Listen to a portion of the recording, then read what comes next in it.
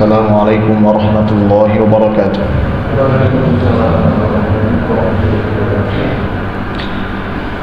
Alhamdulillahi hamdan katsiran tayyiban mubarakan fihi mubarakan alaihi kama yuhibbu rabbuna wa yarda.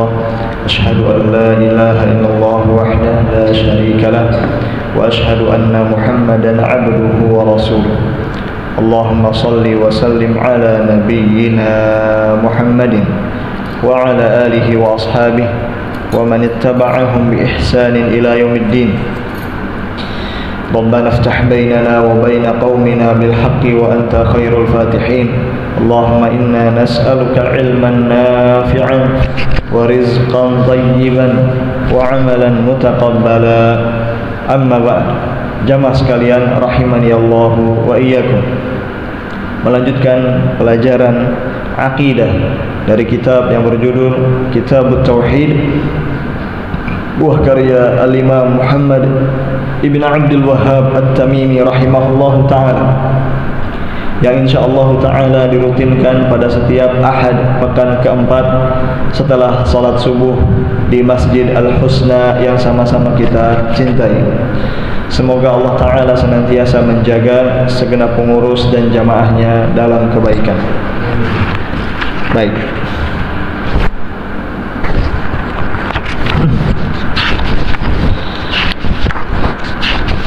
melanjutkan bahasan dari bab ke-22 yang mana kita belum selesai darinya pada bulan lalu, yaitu bab yang berjudul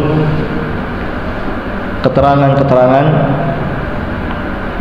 yang telah datang tentang penjagaan Nabi Al-Mustafa sallallahu alaihi wasallam terhadap sisi tauhid dan upaya beliau dalam menutup segala jalan yang dapat mengantarkan menuju kesyirikan.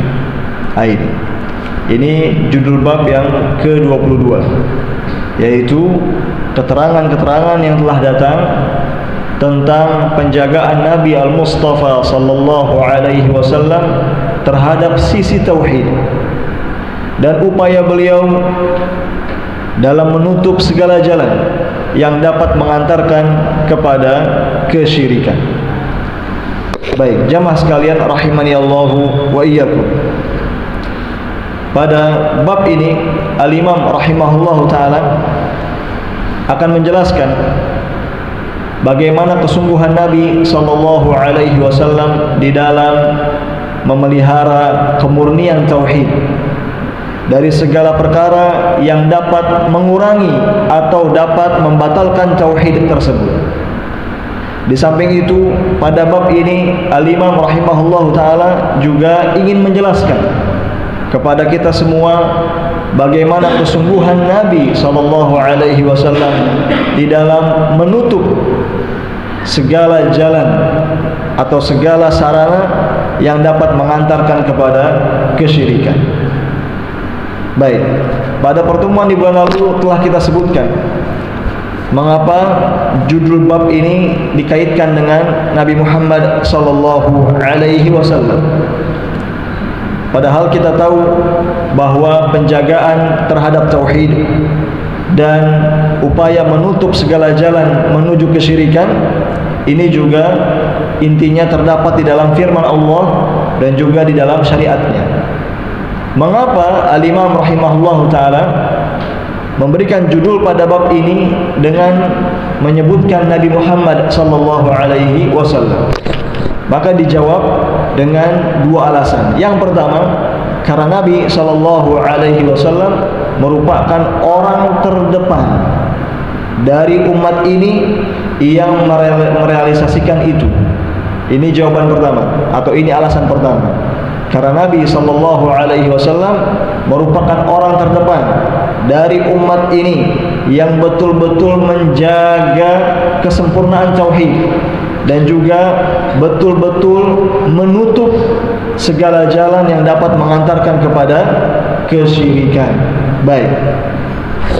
Alasan yang kedua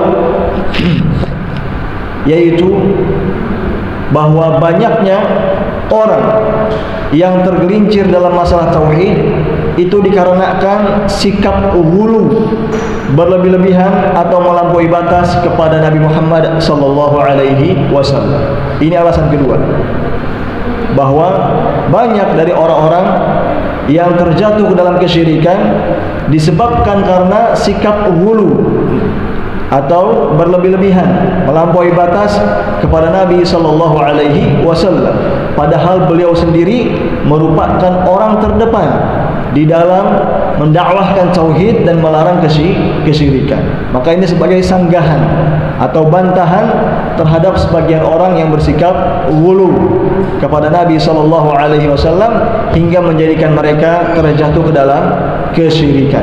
Baik.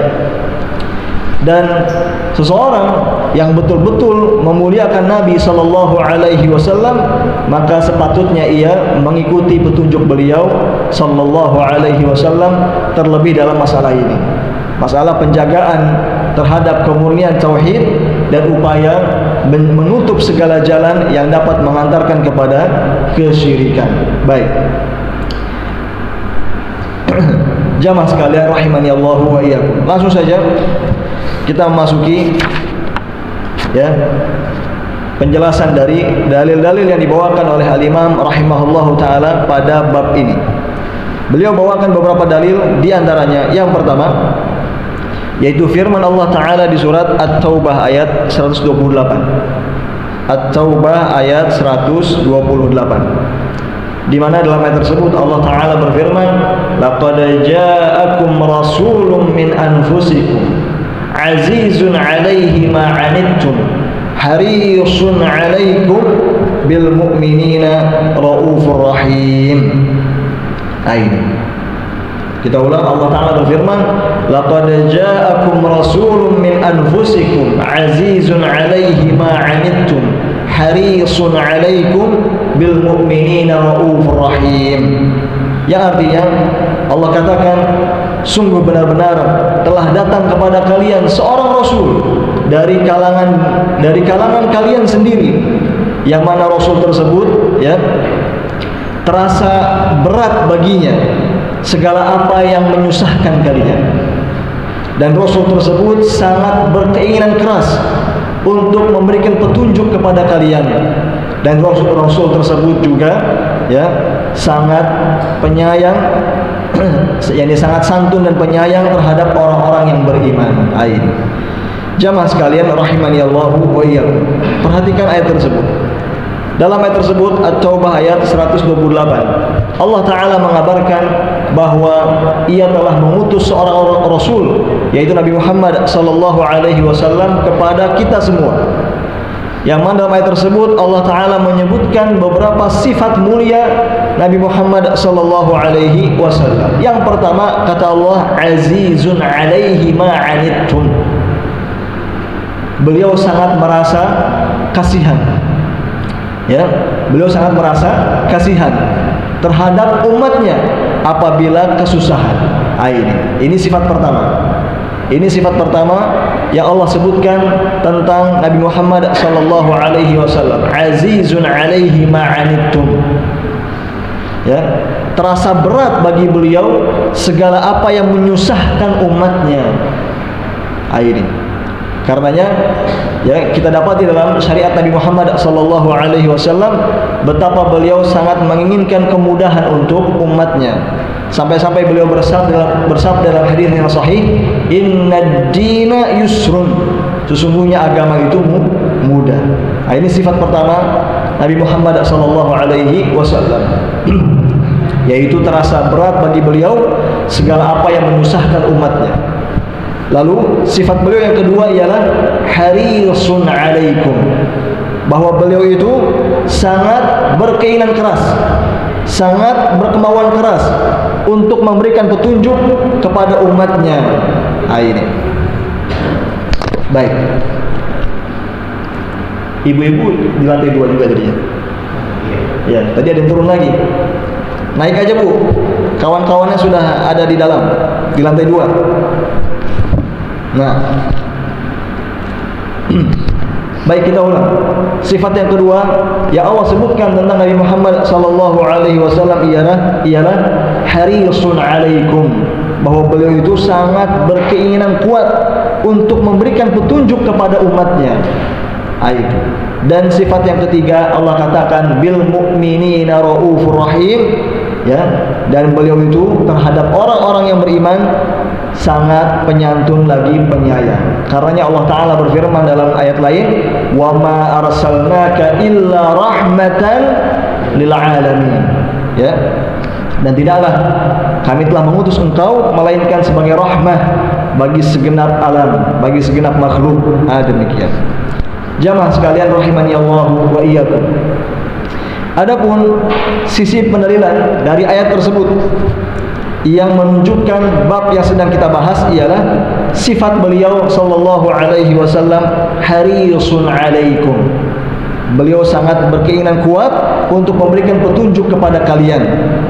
Dan dijelaskan para ulama bahwa termasuk kesungguhan beliau sallallahu alaihi wasallam untuk memberikan petunjuk kepada umatnya ialah penjagaan beliau terhadap sisi tauhid dan upaya beliau di dalam menutup segala jalan yang bisa mengantarkan kepada kesyirikan. Ini dalil pertama. Ini dalil pertama. Jadi kalau ditanya apa dalilnya bahwa Nabi sallallahu alaihi wasallam sangat bersungguh-sungguh di dalam menjaga kesempurnaan tauhid dan sangat bersungguh-sungguh di dalam menutup segala jalan menuju kesyirikan, di antara dalilnya ialah firman Allah tadi, At-Taubah ayat 128. Demikian. Ya, di mana dalam ayat tersebut Allah Ta'ala mensifati Nabi Muhammad sallallahu alaihi wasallam sangat berkeinginan kuat untuk memberikan petunjuk kepada umatnya.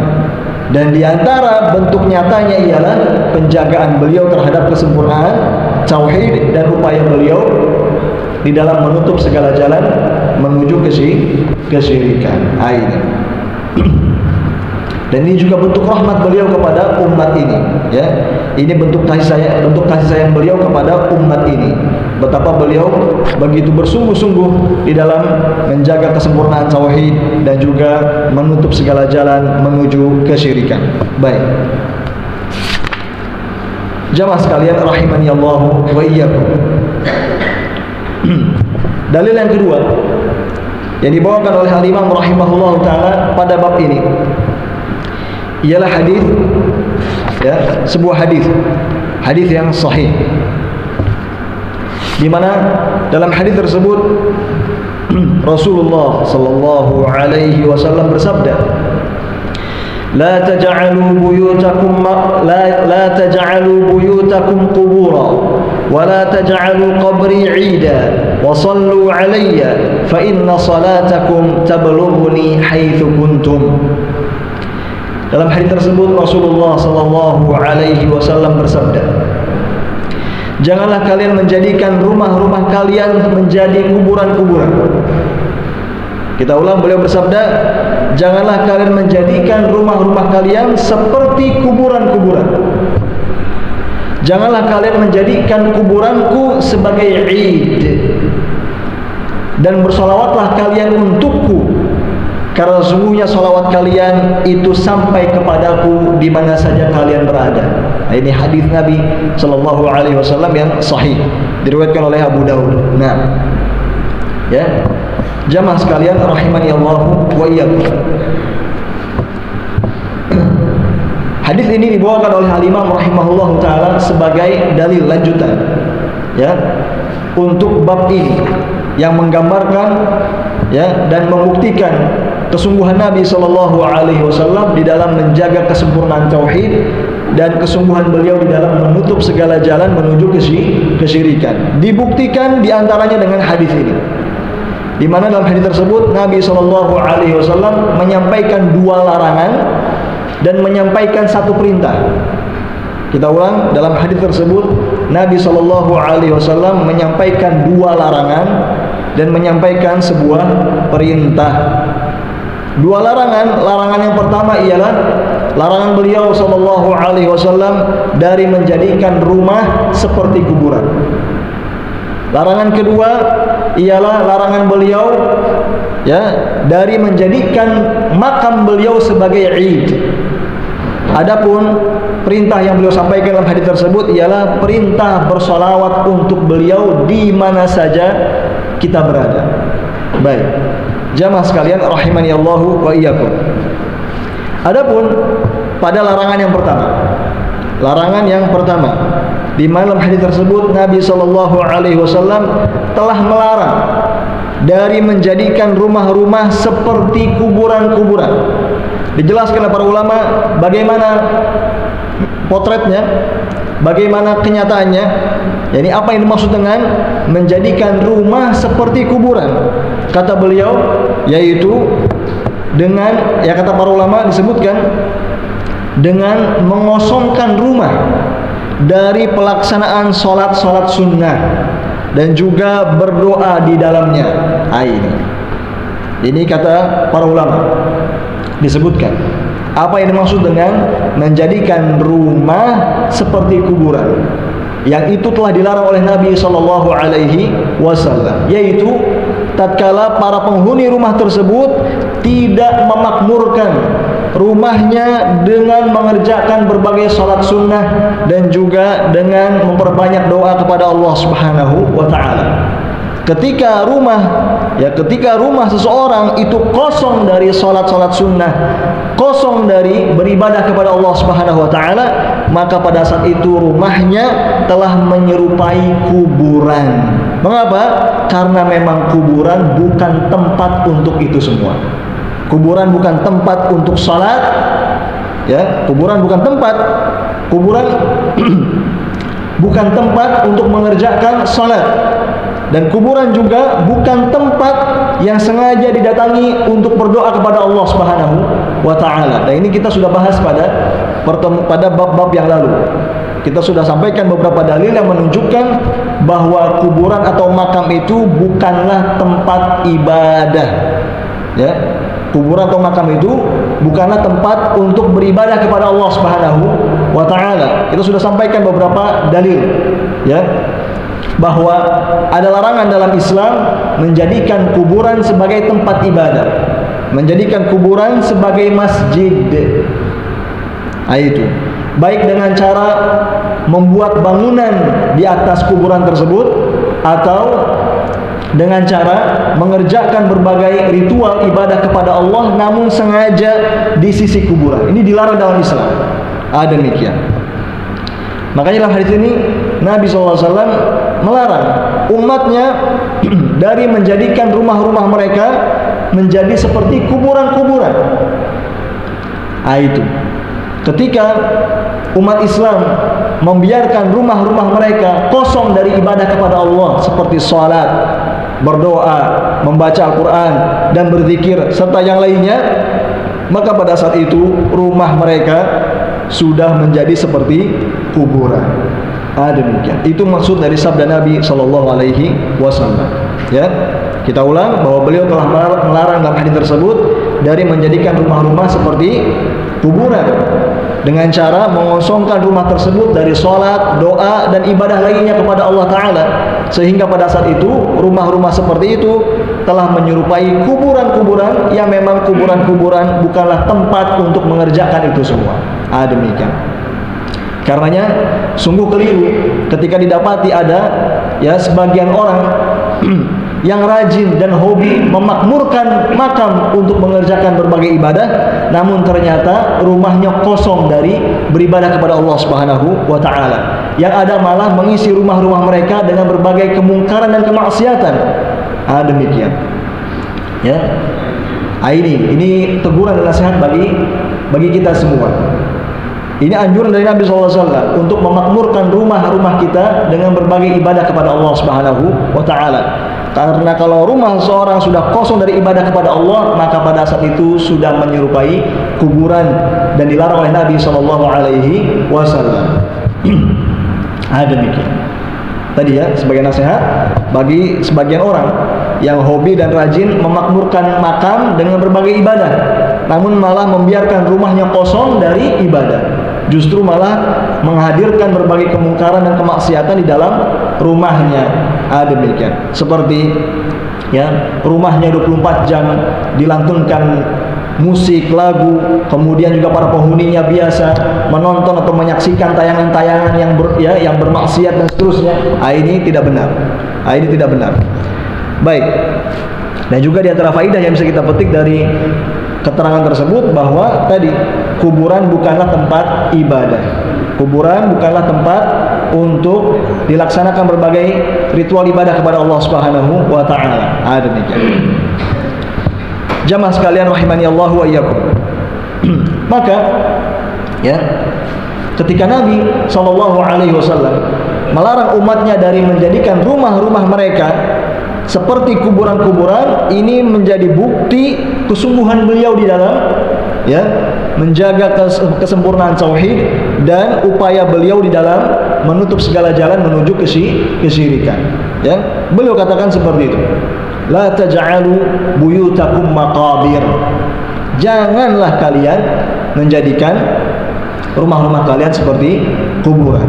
Artinya kuburan itu dibiarkan saja kosong tanpa ya mengerjakan berbagai ibadah kepada Allah di dalamnya. Justru rumahlah yang dimakmurkan dengan berbagai ibadah kepada Allah Subhanahu wa taala. Demikian. Baik. Makanya sungguh keliru ya ketika ada sebagian orang yang sengaja mendatangi makam-makam tertentu untuk mengerjakan berbagai ibadah kepada Allah Subhanahu wa taala di sana. Apakah itu salat, apakah itu doa, ya, apakah itu baca Al-Qur'an, berzikir, i'tikaf dan lain sebagainya. Demikian. Karena ya yang bisa diamalkan oleh seorang muslim di pekuburan hanyalah dengan cara menziarahinya saja. Dengan cara menziarahinya saja. Datang mengucapkan salam kepada para penghuni kubur, ya, mendoakan kebaikan untuk mereka agar Allah Ta'ala ampuni dan rahmati, mengambil pelajaran dari saudara-saudaranya yang telah lebih dulu meninggal dunia dan seterusnya. Itu saja. Ya, itu saja. Adapun sengaja mendatangi makam-makam tertentu untuk mengerjakan berbagai ibadah kepada Allah Ta'ala, apakah itu sholat, ya, doa, zikir, baca Al-Quran, beriktikaf, berdiam diri di sisi kuburan, maka ini semua dilarang dalam Islam. Ya, dengan keyakinan bahwa bila ibadah-ibadah tersebut dikerjakan di sisi kuburan itu lebih afdol atau lebih utama, maka ini merupakan ya bentuk mengada-ngada di dalam agama Islam. Baik. Jamaah sekalian rahimani Allah wa iyyakum. Adapun larangan kedua yang disebut oleh Nabi sallallahu alaihi wasallam dalam hadis tersebut, beliau katakan wala taj'alu qabri 'idan, dan janganlah kalian menjadikan kuburanku sebagai 'id. Kita ulang, larangan kedua beliau bersabda, dan janganlah kalian menjadikan kuburanku sebagai 'id. Ulama jelaskan ya, yang dimaksud dengan 'id yaitu ya apabila kuburan beliau diziarahi atau dikunjungi dengan tata cara khusus tertentu yang dibuat-buat secara rutin berkala, ya, setiap pekan atau setiap bulan atau setiap tahun atau sekian bulan dilangsungkan secara rutin berkala, maka ini dilarang oleh Nabi sallallahu alaihi wasallam. Ini yang kedua. Beliau sallallahu alaihi wasallam dalam hadis tersebut telah melarang umatnya dari menjadikan kuburan beliau sebagai 'id, sehingga ya kuburan beliau itu tidak sepatutnya untuk diziarahi, dikunjungi ya ala wajhin makhsus, dengan cara tertentu yang dikhususkan secara diada-adakan, ya, yakni dikunjungi secara rutin berkala, entah itu setiap tahun, entah itu setiap berapa bulan, entah itu setiap berapa pekan, maka ini dilarang oleh Nabi sallallahu alaihi wasallam. Kalau makam beliau saja sallallahu alaihi wasallam itu beliau larang untuk dikunjungi rutin berkala, apalagi makam-makam selain Nabi sallallahu alaihi wasallam. Mengapa beliau melarang itu? Karena hal seperti itu kalau dibiarkan akan menjadi jalan menuju kesyirikan. Tidak sedikit, ya, tidak sedikit dari sebagian orang, ya, ketika melanggar larangan ini pada akhirnya terjatuh kepada kesyirikan. ya, terjatuh pada kesyirikan, yaitu dengan berdoa meminta kepada Nabi sallallahu alaihi wasallam, apakah itu beristighatsah atau minta bantuan, minta pertolongan dan lain sebagainya kepada Nabi sallallahu alaihi wasallam, maka ini sudah menjadi kesyirikan. Karena doa, istighatsah, minta bantuan, minta pertolongan itu semua hanya dipanjatkan kepada Allah saja, tidak boleh kepada selainnya, termasuk kepada Nabi Muhammad sallallahu alaihi wasallam. Demikian. Ya, perhatikan hadis tersebut. Hadis tersebut tidak sedang melarang ziarah kubur. Ziarah kubur tidak dilarang. Ziarah kubur justru disyariatkan dan dianjurkan dalam Islam. Ya, termasuk juga menziarahi kuburan Nabi sallallahu alaihi wasallam. Hukumnya boleh, disyariatkan, bahkan dianjurkan. Tetapi ketika kuburan Nabi sallallahu alaihi wasallam dijadikan Id, rutin berkala diziarahi, ini dilarang oleh Nabi sallallahu alaihi wasallam. Demikian. Itu perhatikan kalimatnya. Ya, perhatikan kalimatnya.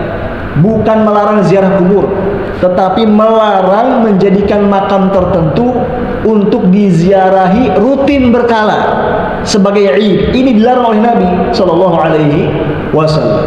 Kalau makam beliau saja dilarang, apalagi makam-makam lain, apakah itu wali, habib, kiai, semuanya sama saja. Tidak boleh dijadikan Id, ya, dikunjungi, diziarahi secara rutin berkala. Demikian. Dibuat jadwal setiap tahun berapa kali dalam sebulan dan seterusnya. Ini dilarang oleh Nabi sallallahu alaihi wasallam. Demikian. Ya.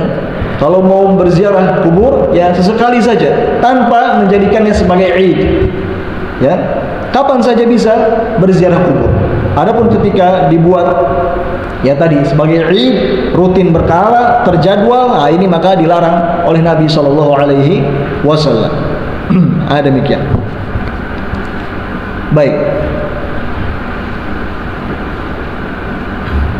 Ini juga yang kedua, ya, merupakan bukti betapa kesungguhan beliau sallallahu alaihi wasallam di dalam menjaga kesempurnaan tauhid dan upaya beliau di dalam menutup segala jalan menuju kesyirikan. Sampai-sampai beliau larang, jangan kalian menjadikan kuburanku sebagai Id, sebagai kuburan yang rutin berkala diziarahi. Itu dilarang oleh Nabi sallallahu alaihi wasallam.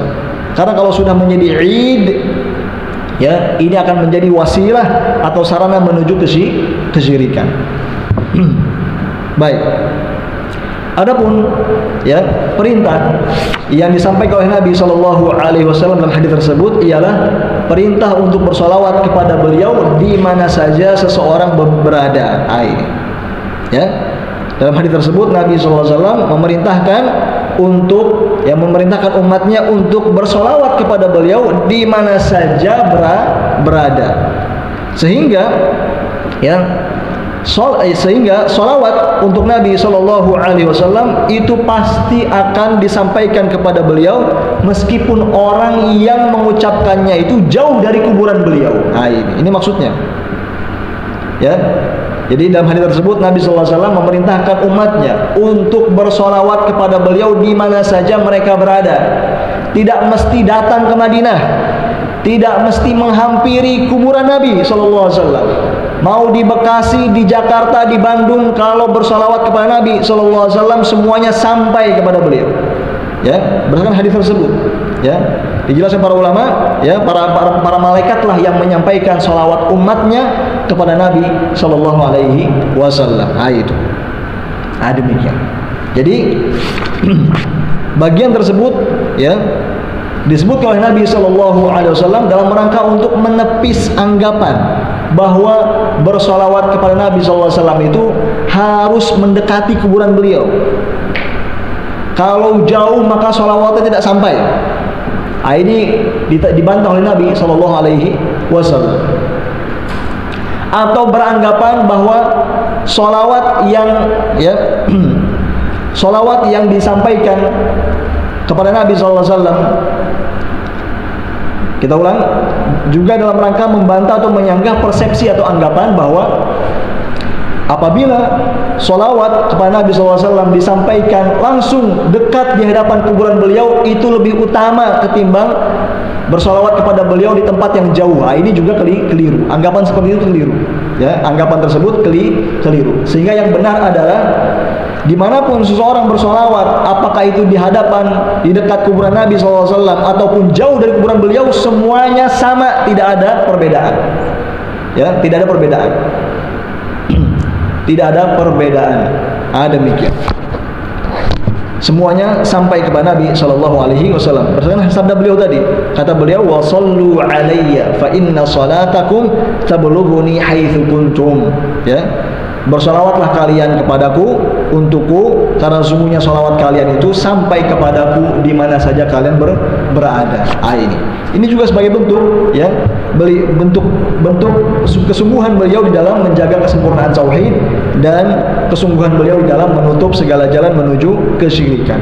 Agar tadi jangan ada lagi persepsi-persepsi tadi, ya, bahwa kalau bersolawat harus datang dulu, ya, ke Madinah, atau bersolawat, ya, di dekat kuburan beliau lebih afdol daripada solawat di tempat yang jauh. Ini enggak, ini mengada-ngada.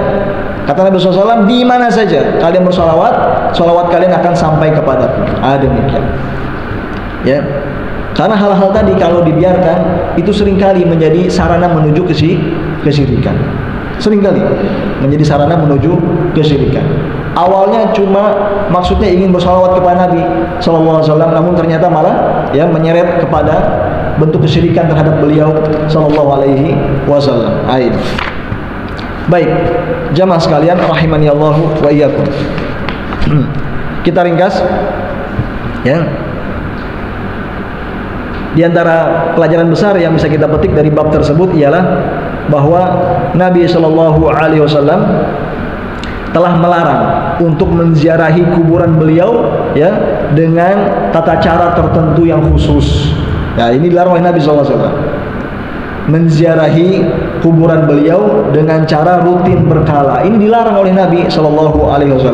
Padahal kita tahu menziarahi kuburan Nabi SAW ini termasuk amalan yang utama. Menziarahi kuburan Nabi SAW termasuk amalan yang utama. Namun ketika diziarahi dengan cara rutin berkala, maka ini menjadi terlarang dalam Islam. Demikian. Baik, jamaah sekalian rahimani Allahu wa iyyakum, selesailah dari bab ke-22 tersebut, yaitu tentang penjagaan Nabi SAW terhadap kesempurnaan tauhid dan juga upaya beliau di dalam menutup segala jalan yang dapat mengantarkan kepada kesyirikan. Baik. Jadi kesimpulannya, ya, orang terdepan, orang nomor satu di dalam menjaga kesempurnaan tauhid dan menutup segala jalan menuju kesyirikan siapa? Rasulullah Sallallahu Alaihi Wasallam. Demikian. Kita mendakwahkan tauhid ini hanya dalam rangka mengikuti beliau Sallallahu Alaihi Wasallam. Jadi jangan lagi ada anggapan bahwa dakwah yang selalu mengajak kepada tauhid adalah dakwah yang baru, aliran baru. Bukan aliran baru, ini ajaran Nabi Sallallahu Alaihi Wasallam. Beliau orang terdepan di dalam, ya, memerintahkan umat kepada tauhid dan melarang umat dari berbuat syirik. Baik.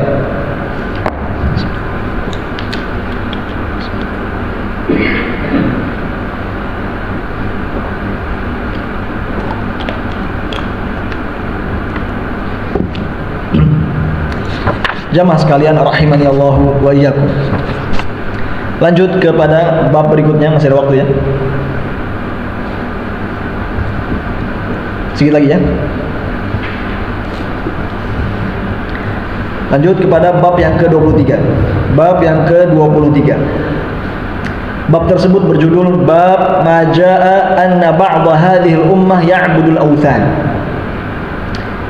Kata Imam rahimahullah, bab keterangan-keterangan yang telah datang bahwasanya sebagian dari umat ini ada yang menyembah berhala-berhala. Ini perhatikan judul babnya. Babnya berjudul bab keterangan, ya, bab keterangan-keterangan yang telah datang tentang bahwasanya ada sebagian dari umat ini yang menyembah ya kepada selain Allah Subhanahu wa taala, yang beribadah kepada selain Allah Subhanahu wa taala. Umat ini maksudnya umat Nabi Muhammad sallallahu alaihi wasallam. Dijelaskan para ulama apa maksud dari judul bab tersebut, yaitu maksudnya ialah penjelasan tentang terjadinya kesyirikan ya pada umat ini sepeninggal Nabi Muhammad sallallahu alaihi wasallam, di mana sebagian mereka atau di antara mereka ada yang beribadah kepada selain Allah Subhanahu wa taala. Dan juga maksud dari bab ini ialah dalam rangka membantah atau menyangkal atau menyanggah kepada sebagian orang yang mengklaim atau menyangka atau mengira bahwa tidak mungkin terjadi kesyirikan pada tubuh umat Nabi Muhammad sallallahu alaihi wasallam. Baik, perhatikan ini. Bab ini bab yang sangat penting sekali. Di mana dalam bab tersebut Al-Imam rahimahullah taala memberikan judul bab keterangan-keterangan yang telah datang bahwa sebagian dari umat ini ada yang beribadah kepada selain Allah. Maksudnya beliau ingin menjelaskan bahwa kesyirikan itu terjadi pada umat ini sepeninggal Nabi Muhammad sallallahu alaihi wasallam dengan cara sebagian mereka ada yang mempersembahkan berbagai bentuk ibadah kepada selain Allah Subhanahu wa taala. Dan juga dari bab ini Al-Imam rahimahullah ingin membantah atau ingin menyanggah sebagian kalangan, sebagian orang yang menyangka atau mengira bahwa tidak akan terjadi kesyirikan pada umat Nabi Muhammad sallallahu alaihi wasallam. Ini perhatikan. Ya. Karena ada sebagian kalangan, sebagian orang, sebagian kelompok pada hari ini yang mengatakan dan meyakini bahwa umat Islam pada hari ini tidak mungkin terjatuh ke dalam kesyirikan. Sehingga mereka mengatakan kalau seorang KTP-nya sudah Islam sudah cukup. Itu. Ini ya. Ada sebagian orang yang mengatakan seperti itu. Ya. Kalau orang kalau orang KTP-nya sudah Islam, maka tidak mungkin selama-lamanya dia terjatuh dalam kesyirikan. Ini namanya bentuk nyata menggembosi dakwah tauhid. Ini namanya bentuk nyata menggembosi dakwah tauhid.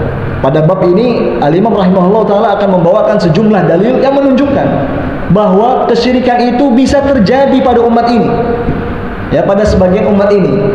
Ketika di antara mereka ada yang mempersembahkan berbagai bentuk ibadah kepada selain Allah Subhanahu wa taala. Nah, makanya ya, puncak bahayanya anggapan tadi sampai-sampai mereka mengatakan ya, orang kalau KTP-nya sudah Islam maka dia muslim selamanya. Mau dia berdoa kepada orang yang sudah mati, mau dia menyembelih hewan dipersembahkan untuk kuburan, itu dia tetap muslim, kata orang tersebut. Nah, ini bahaya ini. Ini bahaya. Nanti ujung-ujungnya akan menyeret bahwa muslim itu cukup di KTP saja. Muslim itu cukup meyakini Allah sebagai pencipta alam semesta.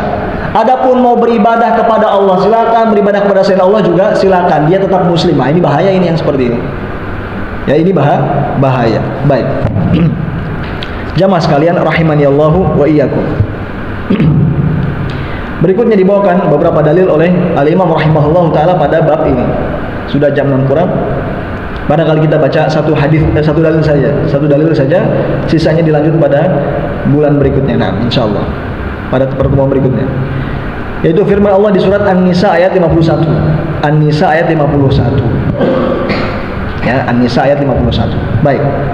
Sebelum kita baca dalilnya, tadi ya. Ini bab ini penting untuk kita pahami bersama. Ya, bab ini penting untuk kita pahami bersama. Dan juga perlu kita pahami bahwa ketika kita sedang membahas bab ini, kita tidak sedang mengkafir-kafirkan umat Islam, tidak sama sekali. Perhatikan ini ya. Bedakan kalimatnya. Jangan sampai dianggap ya dengan bab ini berarti kita mengkafirkan sama muslim. Bukan. Bab ini ingin menjelaskan bahwa kesyirikan bisa terjadi pada umat ini. Supaya apa? Supaya diwaspadai.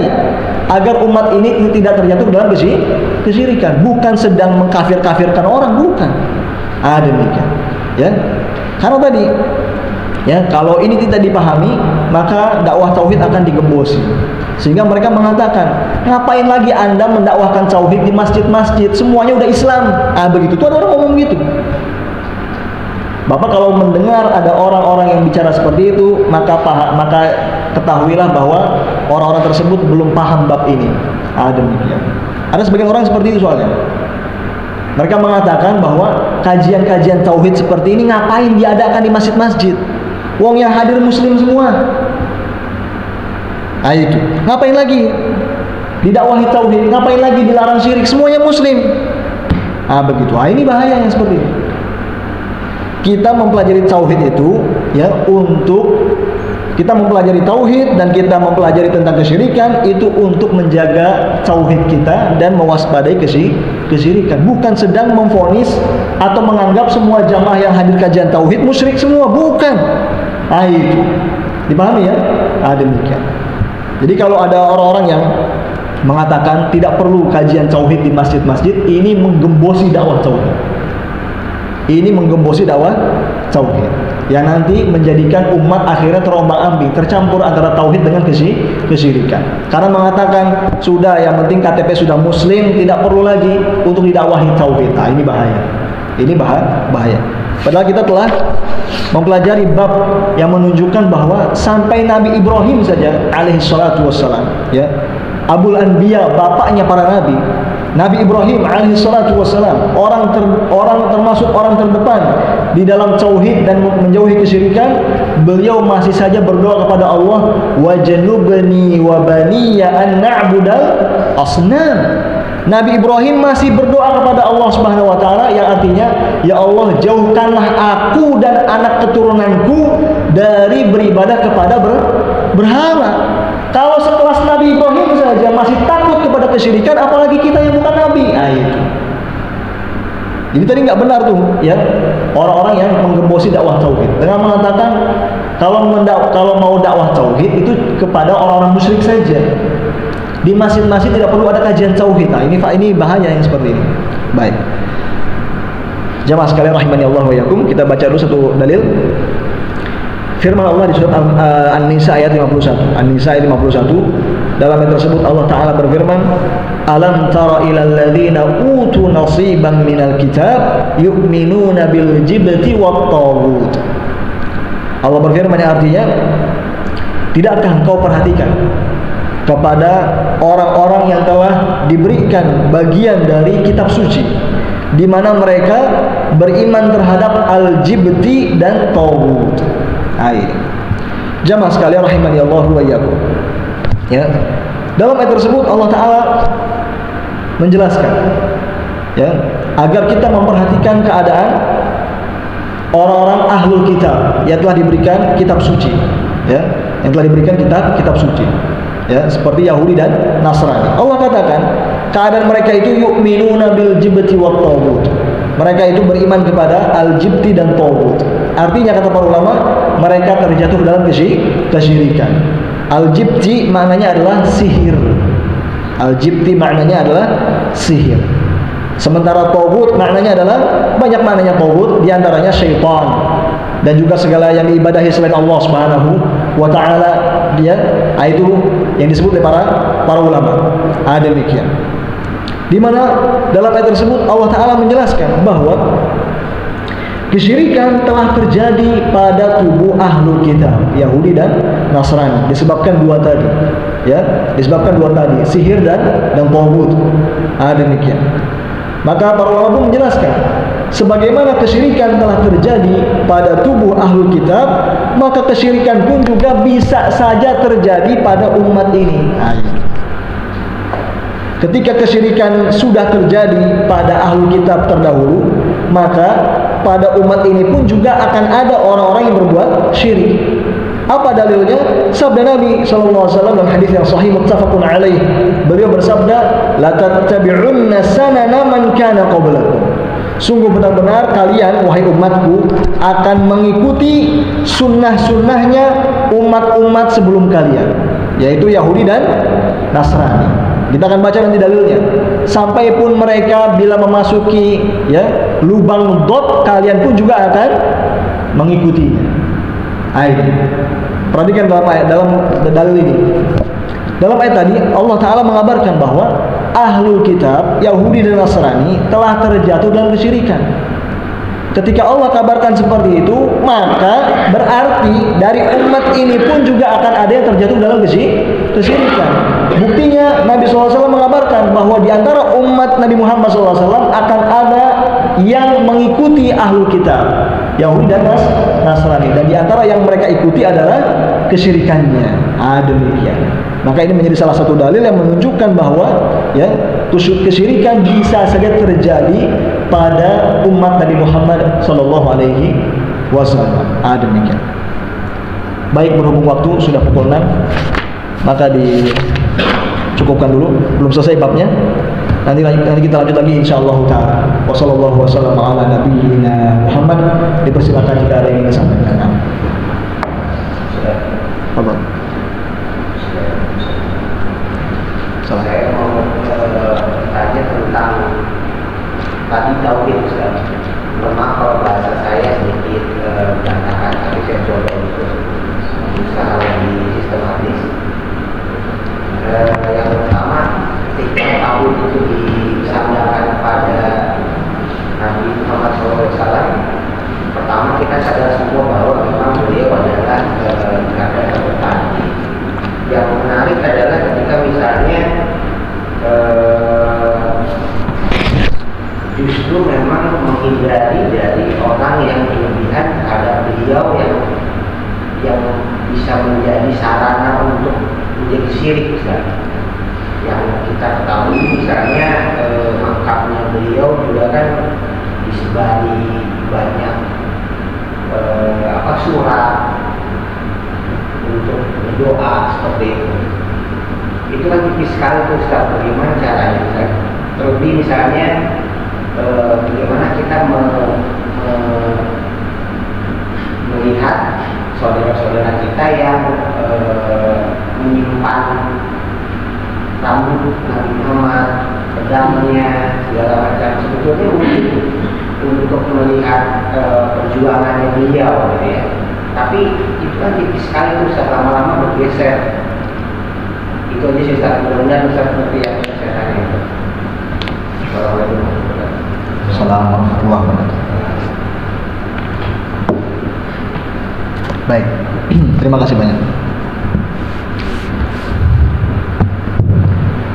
Maka intinya adalah bagaimana ya fenomena, yakni sebagian orang yang masih menyimpan, misalnya masih menyimpan dari beberapa benda peninggalan dari Nabi Muhammad Shallallahu Alaihi Wasallam.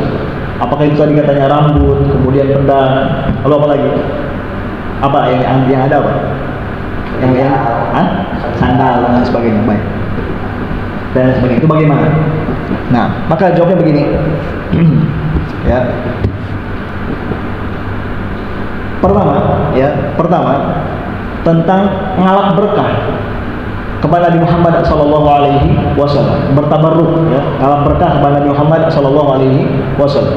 Maka dijelaskan para ulama bahwa praktek ngalap berkah kepada beliau, ya, praktek ngalap berkah kepada beliau itu hanya praktek ngalap berkah kepada fisik beliau, itu hanya berlaku ketika beliau masih hidup.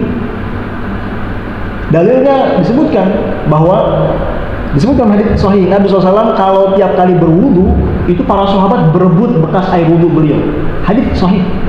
Dan itu dibiarkan oleh Nabi SAW, menunjukkan bahwa praktek ngalap berkah dengan fisik beliau, ya, itu dibenarkan selama beliau masih hidup. Demikian. Dan juga dulu sebagai istri Nabi SAW ada yang menyimpan rambut beliau.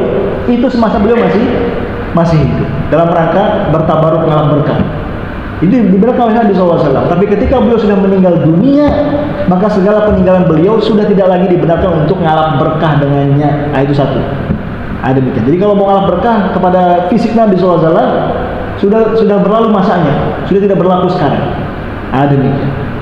Itu yang pertama. Ya. Yang kedua, Di samping itu juga perlu dipastikan apakah itu juga betul adalah peninggalan Nabi Shallallahu Alaihi Wasallam. Karena dikhawatirkan sebagiannya klaim mengaku-ngaku ini sendal Nabi, padahal orang sana juga bilang ini sendal Nabi, ini juga punya sendal Nabi. Ya, lama-lama banyak ini. Ada demikian. Akhirnya dan itu bahaya. Khawatir jadi dusta, nanti bohong. Ada demikian.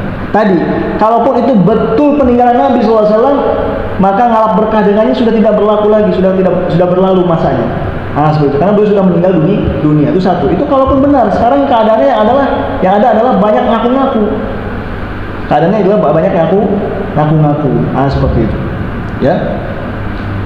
Itu yang kedua. Ya.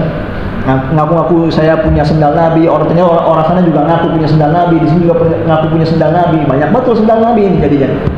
Demikian. Ini kalau dibiarkan nanti akan terjadi banyak kebohongan. Itu yang kedua. Yang ketiga, ya, kalaupun tadi itu betul,